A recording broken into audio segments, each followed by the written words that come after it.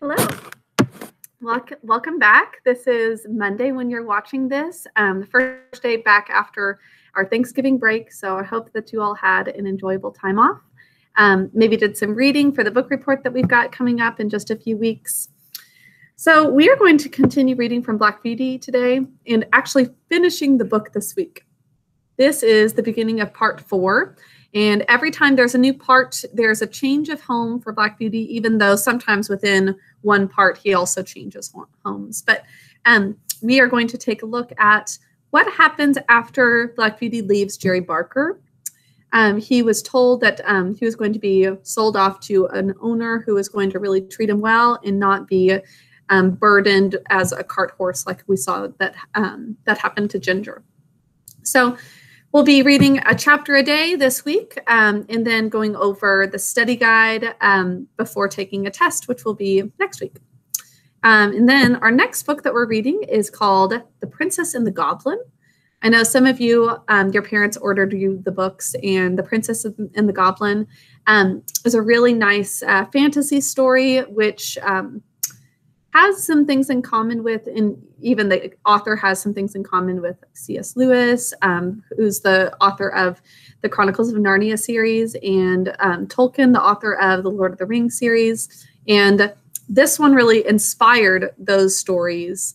So I think that you'll really love it. I really like that one a lot. So I'm ready to start that one, even though it is bittersweet because it's sad to not be reading Black Beauty anymore.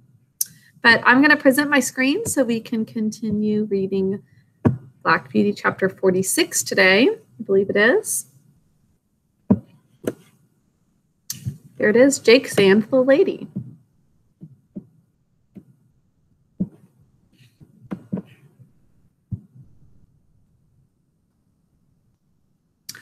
Now I was sold to a corn dealer and baker, whom Jerry knew. And with him, he thought I should have good food and fair work. In the first, he was quite right, and if my master had always been on the premises, I do not think I should have been overloaded. But there was a foreman who was always hurrying and driving everyone. And frequently, when I had quite a full load, he would order something else to be taken on. So even when he was loaded down, this foreman is saying, put something else on top. Because he's just worried about money, getting the most money possible and saving money by making less trips. Now, my carter, whose name was Jakes, often said it was more than I ought to take, but the other always overruled him. 'Twas no use going twice when once would do, and he chose to get business forward. Now, Jakes, like the other carters, always had the check rein up, which prevented me from drawing easily. And by the time I had been there 3 or 4 months, I found the work telling very much on my strength. One day I was loaded more than usual, and part of the road was a steep. I used all my strength, but I could not get on, and was obliged continually to stop. Now, we know Black Beauty perseveres and tries his very best. So if he stops, it's because he really cannot go further. Now, this did not please my driver, and he laid his whip on badly. Get on, you lazy fellow, he said. And he laid his whip on badly. Get on, you lazy fellow, or I'll make you. Again, I started the heavy load and struggled on a few yards. Again, the whip came down, and again I struggled forward. The pain of that great cart whip was sharp, but my mind was hurt quite as much as my poor sides. To be punished and abused when I was doing my very best was so hard, it took the heart out of me. It's a good point that it is so difficult whenever we try our best at something and yet we're still punished. That is really disheartening, and that hurts the mind more than it would hurt Black Beauty's body. A third time, he was flogging me, which means whipping me cruelly, when a lady stepped quickly up to him and said in a sweet but earnest voice, "Oh, pray do not whip your good horse anymore. I am sure he is doing all that he can, and the road is very steep. I am sure he was doing his best." If doing his best won't get this load up, he must do something more than his best. That's all I know, ma'am, said Jakes. Can Can anybody do more than their very best? No, it's impossible. How is he expecting Black Beauty to do even more? But is it not a heavy load? She said. Yes, too heavy, he said, but that's not my fault. The foreman came just as we were starting and would have 300 weight more put on to save him trouble. And I must get on with it as well as I can. He was raising the whip again when the lady said, "Pray stop. I think I can help you if you will just let me." The man laughed. "You see," she said, "you do not give him a fair chance. He cannot use all his power with his head held back as it is with that check rein, or bearing rein as it's sometimes called. If you would take it off, I am sure he would do better," which we know is true. We've seen this before. She says, "Do try it," she said persuasively. Persuasively means encouraging him to do it, and she says it in a way that really will make him do it. "I should be very glad if you would," she continued. Well, said Jakes with a short little laugh. "Anything to please a lady, of course. How far would you wish it down, ma'am?" "Quite down. Give him his head altogether," which means allow him to totally move his head. So the rein was taken off, and in a moment I put my head down to my very knees. So Black Beauty's head has been so sore in his neck that he's taken a little stretch. What a comfort it was. Then I tossed it up and down several times to get the aching stiffness out of my neck. "Poor fellow, that is what you wanted," said she. She's very wise to notice that, patting and stroking me with her gentle hand. "And now, if you will speak kindly to him and lead him on, I believe he will be able to do better." Jakes took the rein. "Come on, Blackie." I put down my head and threw my whole weight against the collar. So he was doing his best with that rein, but now that the rein's off, his best is even better. I spared no strength. The load moved on, and I pulled it steadily up the hill. It's still too heavy for Black Beauty.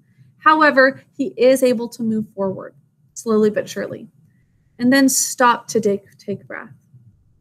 The lady had walked along the footpath and now came across into the road. She stroked and patted my neck as I had not been patted for many a long day. "You see, he was quite willing when you gave him the chance. I am sure he is a fine-tempered creature, and I dare say he has known better days. You won't put that rein on again, will you?" For he was just going to hitch it up on the old plan. "Well, ma'am, I can't deny that having his head has helped him up the hill, and I'll remember it another time. And thank you, ma'am, but if he went without a check rein, I should be the laughing-stock of all the carters." What a good reason to not to do something just because somebody else is wanting you to do it. That's basically what Jakes is saying. Everybody else puts check reins on their horses, and they're going to laugh at me if I don't. That is not good to just follow for no good reason. But it is the fashion, you see, he says. "Is it not better," she said, "to lead a good fashion than to follow a bad one?" Certainly is better to start a new one. Don't just follow what somebody else is doing just because that's what everybody else thinks is the best way to do it. A great many gentlemen do not use check reins now. Our carriage horses have not worn them for 15 years and work with much less fatigue than those who have them. Besides," she added in a very serious voice, "we have no right to distress any of God's creatures without a very good reason. We call them dumb animals, and so they are, for they cannot tell us how they feel. And dumb here means they can't speak, which is true. But they do not suffer less because they have no words. Just because they can't say, 'I'm doing my best, I can't do any more,' doesn't mean that they might not feel that. But I must not detain you now," which means stop you any further. "I thank you for trying my plan with your good horse, and I am sure you will find it far better than the whip. Good day." And with another soft pat on my neck, she stepped lightly across the path, and I saw her no more. "That was a real lady, I'll be bound for it," said Jakes to himself. She spoke just as polite as if I was a gentleman, and I'll try her plan uphill at any rate. So he's compromising. He's saying, maybe just when we're going uphill, I'll not do that check rein. And I must do him the justice to say that he let my rein out several holes, and going uphill after that, he always gave me my head. But the heavy loads kept going on. They went on. Good feed and fair rest will keep up one's strength under full work, but no horse can stand against overloading. And I was getting so thoroughly pulled down from this cause that a younger horse was bought in my place. I may as well mention here what I suffered at this time from another cause. I had heard horses speak of it, but had never myself had experiences of the evil. Now, this was a badly lighted stable, meaning there's just a very dim room that he's staying in, this stable. And there was only one very small window at the end. And the consequence was that the stalls were almost dark. Besides the depressing effect that this had on my spirits, it does make him sad. It really is tough to be in a dark room. It also very much weakened my eyesight. And when I was suddenly brought out of the darkness into the glare of daylight, it was very painful to my eyes. Several times I stumbled over the threshold that's between the barn or stall and outside, and could scarcely see where I was going.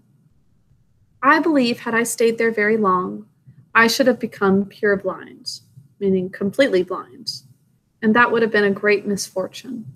For I've heard men say that a stone-blind horse was safer to drive than one which had imperfect sight, as it generally makes them very timid.